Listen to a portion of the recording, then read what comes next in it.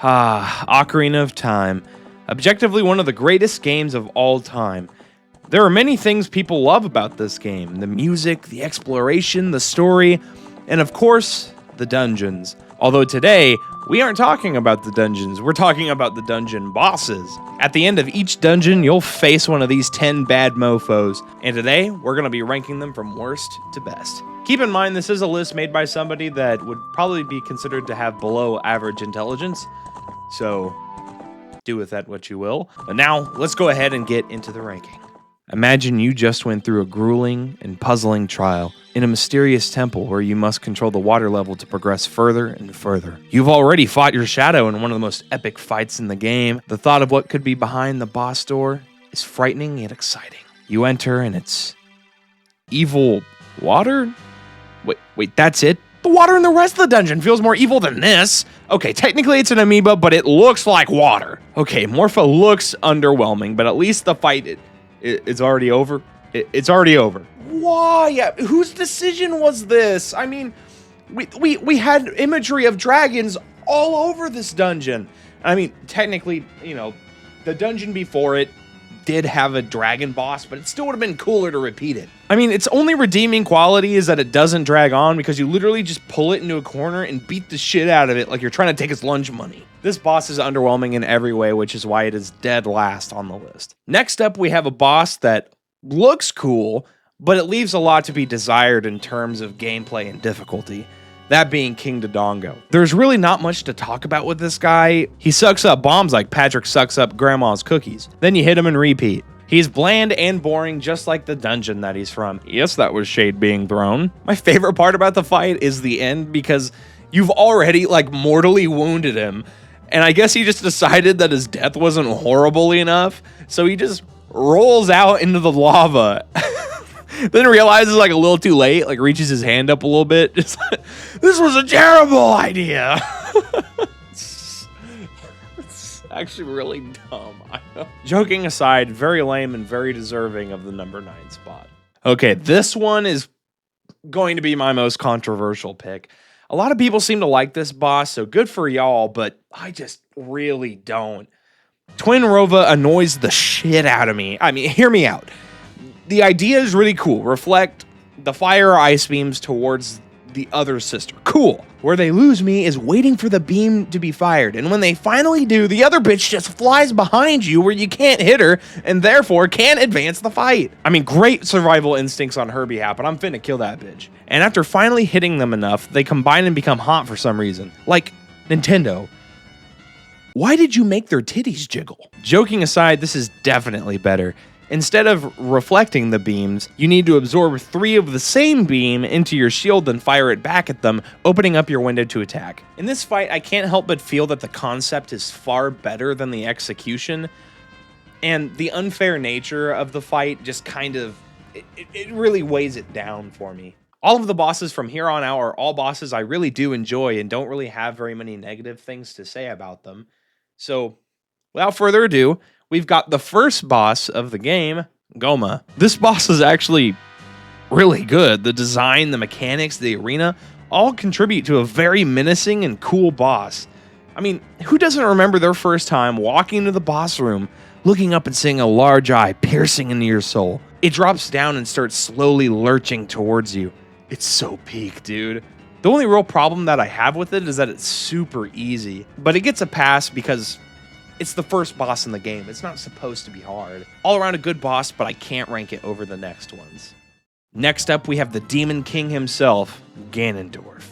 Now, I know this feels a bit low for the main antagonist, but he has 2 fights in this game, and this is by far the lesser of the 2. This one is literally just an intense game of tennis. Definitely the easiest solution Link has ever come up with. Just hit him in the balls. Even though the fight is very repetitive, it's still iconic, and it has a great song in the background as well, which is one of the craziest time signatures I've ever seen. Seriously, what the hell is that, dude? Unfortunately, though, a dope song can't save this boss from being mid. My number 5 pick is the dragon I alluded to earlier, Volvagia. This fight is like playing whack-a-mole, but it's fucking metal. This boss fight is definitely one of the most cinematic in the whole game. Seeing the dragon fly around, breathing fire, and causing boulders to fall has a sort of spectacle to it that most of the other bosses just don't have. While it is cool and pretty fun, the fire and boulders aren't that hard to dodge, so it mostly feels like you're just running in a big circle like a dumbass waiting for your opportunity to strike. I swear, a lot of the waiting in the bosses feels like when I was 8 years old playing outfield in Little League Baseball. Like fucking dragons flying around, you're just sitting there making like a dandelion necklace. Like, I hope I don't die. Although this is one of the few fights that you can fill up that downtime by trying to snipe that biatch in the face. Overall, I feel like this boss is cooler than it is fun, but it's still a good battle. This is the point where the fights start to just get really good. Like, these fights are just some of the all-timers for the Legend of Zelda series. And honestly, their positions could change on my list, just kind of depending on how I feel. So keep that in mind moving forward. Up next, we've got the percussionist of the Shadow Temple, Bongo Bongo. This boss has a lot going for it. Its design, mechanics, and concept, while being a little bit odd, are all super cool and really well done. I feel like it's very mysterious too. Like, every other boss makes sense for its temple. Like, what the fuck does a damn drummer have to do with the Shadow Temple? You know, the place where, like, traitors of the royal family were literally brought to be tortured and executed. But despite that, I love Bongo Bongo. All my homies love Bongo Bongo. Even my percussionist friend Nick loves Bongo Bongo. All right, Nick, what do you think about Bongo Bongo? Bongo. Very fun boss. Definitely deserves to be in the top half of the list. After a violent attack to his balls, Ganondorf is defeated. His castle crumbles around him. But through the wreckage, he rises again. With the strength granted by the Triforce of Power, he transforms into his more evil, demonic form. Oh my stars, he's a giant pig! The battle against Ganon can easily be summed up in one word. Epic. And dark as fuck, but that's actually a strength in this fight. It makes it feel that much more tense and terrifying. I mean, visually and thematically, this has to be the best fight in the whole series. And that music makes you feel so desperate to win. You really get put in the Link's shoes. Well, boots, I guess. You feel the weight of the world on your shoulders. The only thing that holds this fight back for me is that the gameplay itself leaves a lot to be desired. You just repeat the same short strategy over and over until you win. If this fight had a little bit more substance to it, it would probably be the best fight in the whole series, but for now, number 3 it stays.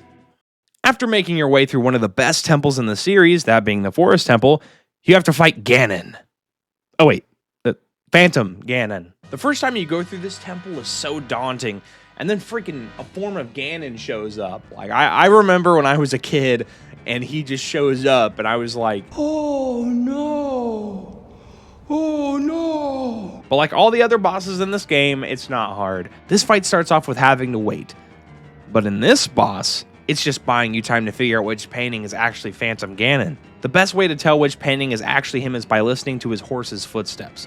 Only the real one makes noise. After you shoot him a few times, he ditches his horse, floats around, and gets his ball smacked around. How many times do we have to teach you this lesson, old man? I think this fight is super clever. I love the whole painting mechanic, and since it's also the first ball smacking of the game, it's actually quite enjoyable. I also think the way his feet dangle around is super funny. I'd need a horse to carry me too if I had little noodle legs like that. Overall, a very good boss battle. Finally, we have made it to the number 1 spot. My favorite boss in the game, from one of the worst dungeons, is Baronade.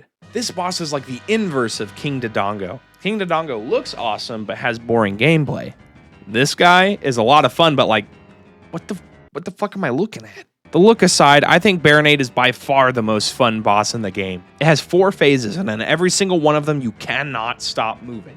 If you stop, you will get hit. When I play randomizers, one of the parts I get the most excited for is getting to play against this boss. Though most people hate Jabu Jabu's belly, I think Baronade makes up for the whole thing. It's so kinetic and chaotic and never fails to put a smile on my face. The fight mostly just consists of beating up little jellyfish guys. The best way to do that's with Deku Nuts, by the way faster. And using that ring on them. I'm referring to the boomerang, of course. Not like Mama Yonsei put a ring on it. I'd put a ring on Baronade, though. Smash. Though it may be the opposite of aesthetically pleasing, it's still my favorite boss in Ocarina of Time. Thank you so much for joining me today in this ranking. This is my first video like this, and man, it's tough to bake. Especially whenever you're about as intelligent as a brick. But despite that, I think I'll make more content like this in the future. The Zelda franchise is just one of my favorite things, and I really don't get to talk about it that much. But anyway, if you liked this video, please like, comment, subscribe, and keep your eye out for more videos like this in the future. And if you're interested in Let's Play content, I have some of that on my channel too. Just give it a little gander. But anyways, thank you so much for joining me today, and see you later. Oh my gosh, I forgot about the fucking owl! Why does he talk so much? Why does it switch which option makes him repeat everything? Bottom of the list, I'd rather eat Satan's fiery asshole than talk to this guy again.